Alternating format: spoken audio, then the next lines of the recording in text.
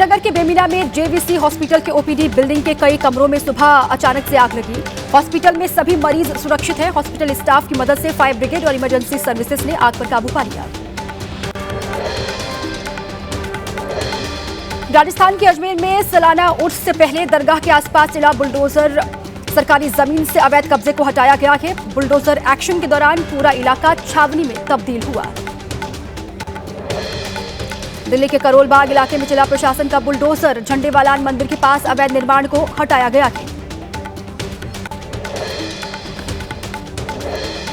हैदराबाद के पेट वजीराबाद में टायर दुकान में लगी भीषण आग। धू-धू कर जले सैकड़ों टायर। अनुमान के मुताबिक 2 करोड़ का नुकसान यहां हुआ है।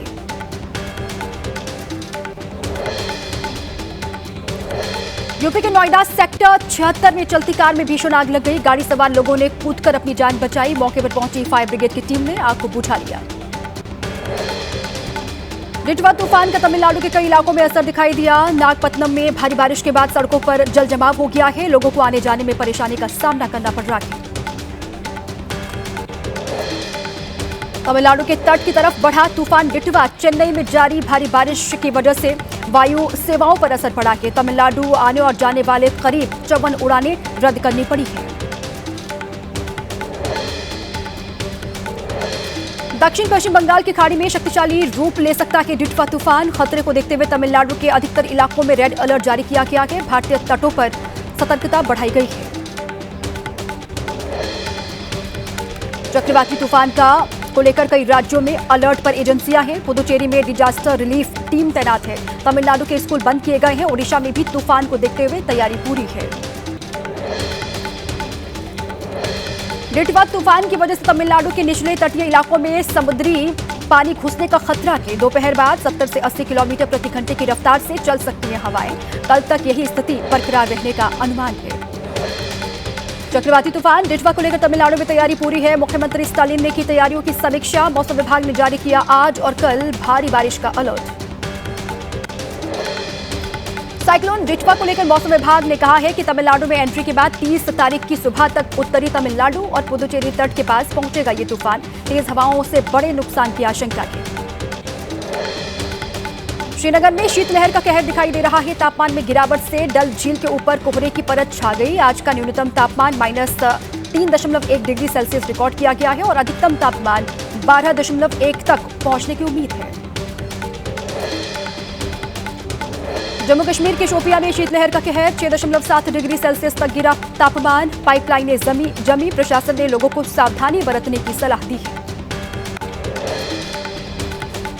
लगातार जहरीली बनी हुई है दिल्ली की हवा। कुछ इलाकों में एयर क्वालिटी इंडेक्स 400 के पार पहुंचा। पॉल्यूशन से लोगों को भारी परेशानी का सामना करना पड़ रहा है।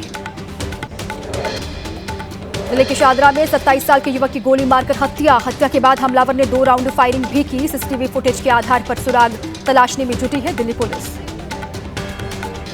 दिल्ली ब्लास्ट मामले में एनआईए की जांच में चौंकाने वाला खुलासा हुआ। अल फलाह के एडमिन ब्लॉक में बने शाहीन के लॉकर से मिले 18 लाख कैश। पॉलिथीन में छुपाया गया था ये कैश और इसी साल 25 सितंबर को कैश में खरीदी थी Brezza car. Delhi blast case में एनआईए ने अब तक अल फलाह मेडिकल कॉलेज के 30 डॉक्टर्स के बयान दर्ज किए हैं। सभी से आतंकी उमर के बारे में सवाल जवाब किए गए। उमर के फोन के जरिए जांच एजेंसी मददगारों की तलाश में जुटी हुई है। दिल्ली ब्लास्ट केस में गिरफ्तार 4 आतंकियों की एनआईए कोर्ट में पेशी। मुजम्मिल, शाहीन, इरफान और अदील की 10 दिनों की कस्टडी खत्म होने के बाद कोर्ट लाया गया है। कोर्ट से रिमांड की अवधि बढ़ाने की मांग है। जम्मू कश्मीर में आतंकी साजिश नाकाम। अवंतीपोरा पुलिस ने त्राल से 300 ग्राम आरडीएक्स समेत विस्फोटक सामग्री बरामद की है। एक आरोपी को यहां से गिरफ्तार किया गया है।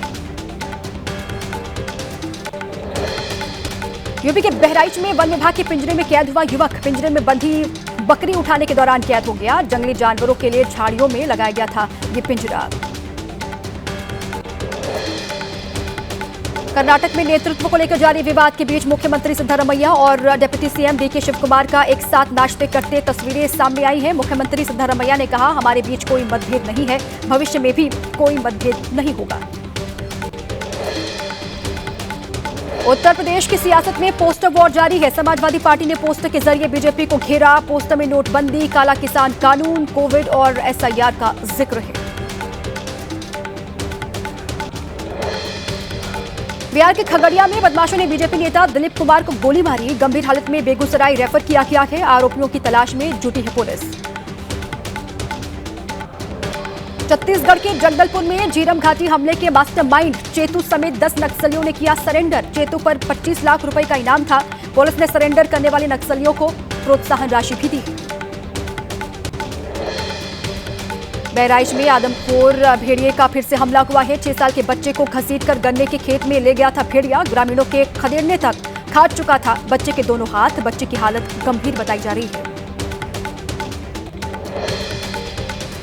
बक्सर में 2 दिन के अंदर करीब 1.5 करोड़ की अवैध शराब जब्त की गई है। एक बड़े ट्रक से मिली 8,641 लीटर अवैध शराब। मुर्गी का दाना ले जा रहे ट्रक से भी मिली कई लीटर अवैध शराब। कोर्ट के आदेश के बाद एमपी के आगरमालवा में प्रशासन की कार्रवाई। मां बंगलामुखी मंदिर की 200 करोड़ रुपए की जमीन को अवैध कब्जे से मुक्त करवाया गया। बुलडोजर देकर खुद मकान तोड़कर सामान निकालने लगे लोग।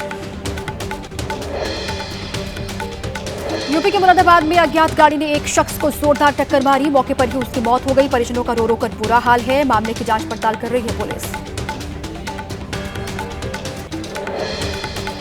छत्तीसगढ़ के रायपुर में आज डीजीपी आईजी कॉन्फ्रेंस में शामिल होंगे प्रधानमंत्री मोदी। सुरक्षा और पुलिसिंग से जुड़ी चुनौतियों की करेंगे समीक्षा। नक्सलवाद आतंकवाद पर होगी चर्चा। रायपुर में डीजीपी आईजी कॉन्फ्रेंस में बोले गृह मंत्री अमित शाह। कहा अगली कॉन्फ्रेंस से पहले नक्सलवाद से पूरी तरीके से मुक्त हो जाएगा पूरा देश। मोदी सरकार ने नक्सलवाद, पूर्वोत्तर और जम्मू कश्मीर की समस्याओं का स्थायी समाधान किया है। महाराष्ट्र के गढ़चिरौली में विकास नागपुरे समेत 11 हार्डकोर नक्सलियों ने सरेंडर कर दिया है। नक्सलियों पर 89 लाख रुपए का इनाम रखा गया था। पुलिस ने हथियारों का जखीरा बरामद किया है। रक्षा बजट में 20% की बढ़ोतरी होने की संभावना है। रक्षा सचिव राजेश कुमार सिंह ने कहा जिस तरह के हमारे पड़ोस में हालात हैं उसे देखते हुए रक्षा बजट बढ़ाए जाने की आवश्यकता है। पश्चिम बंगाल के मुर्शिदाबाद में 12 अवैध बांग्लादेशी और एक स्थानीय निवासी साबिर अली गिरफ्तार हुआ है। साबिर के घर पर ही रह रहे थे अवैध बांग्लादेशी नागरिक। सभी को आज कोर्ट में पेश किया जाएगा। पश्चिम बंगाल में एसआईआर पर घमासान लगातार जारी है। चुनाव आयोग से मुलाकात के बाद बोली टीएमसी, हमने पूछे 5 सवाल, एक का भी जवाब नहीं मिला। एसआईआर की वजह से 40 मौतें हुई हैं। चुनाव आयोग ने टीएमसी के आरोपों को खारिज किया। कहा एसआईआर प्रक्रिया के दौरान मरे हुए, शिफ्ट हुए और डुप्लीकेट वोटर्स को लेकर बीएलओज को प्रभावित न करें या धमकी न दें। बंगाल बीजेपी विधायक अग्निमित्रा पॉल ने पुलिस को बताया टीएमसी का सबसे बड़ा कैडर। कहा बीएलओ को धमकाया और उन पर हमला किया जा रहा है। मध्य प्रदेश के जबलपुर में एसआईआर के तहत सभी बूथों के 100% मतदाताओं की गणना और डिजिटलाइजेशन का काम पूरा करने पर बीएलओ स्नेहलता को सम्मान दिया गया। बतौर पुरस्कार कान्हा और बांधवगढ़ के पर्यटन स्थलों की हवाई यात्रा कराई गई। बिहार में माफियाओं पर बड़ी कार्रवाई की तैयारी है। डिप्टी सीएम सम्राट चौधरी ने कहा शराब, बालू, जमीन से जुड़े माफियाओं पर किया जाएगा कड़ा प्रहार। अपराधियों पर नजर रखने के लिए बिहार में बड़े पैमाने पर लगेंगे सीसीटीवी कैमरे। डिप्टी सीएम सम्राट चौधरी ने कहा शराब, बालू और जमीन से जुड़े माफियाओं पर प्रहार होगा। बिहार चुनाव में हार पर दिल्ली में कांग्रेस का मंथन चल रहा है। राहुल गांधी ने लगातार दूसरे दिन नेताओं से फीडबैक लिया। सूत्रों के मुताबिक बिहार में अभी नहीं होगा नेतृत्व परिवर्तन।